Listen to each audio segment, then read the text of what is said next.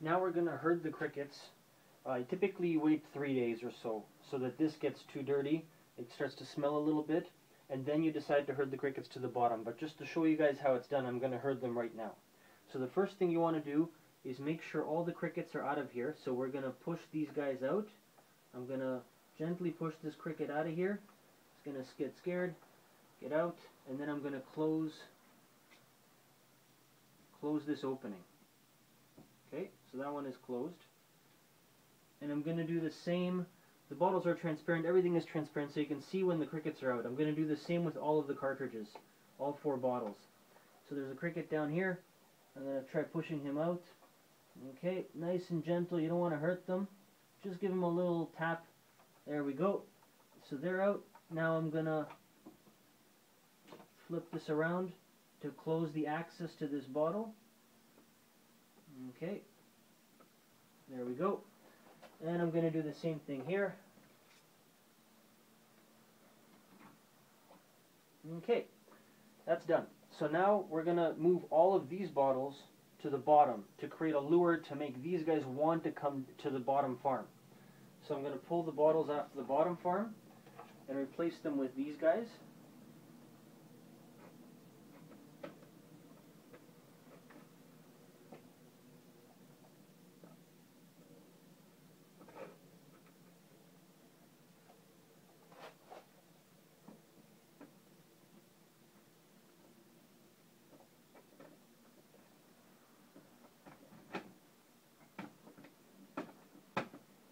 Okay, and then I'm going to open up access to that bottle.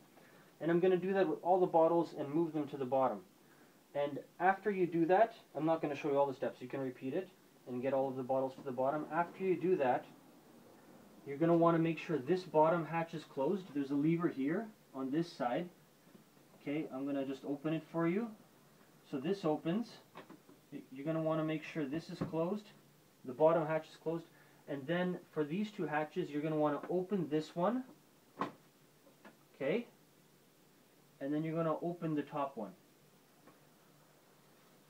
Nice and gentle. And for the first, now the crickets are going to slowly start falling into the bottom farm. And overnight, all of the crickets will end up in the bottom farm and none should end up in the top. And then you don't have to worry that any are going to escape. You just close these hatches off.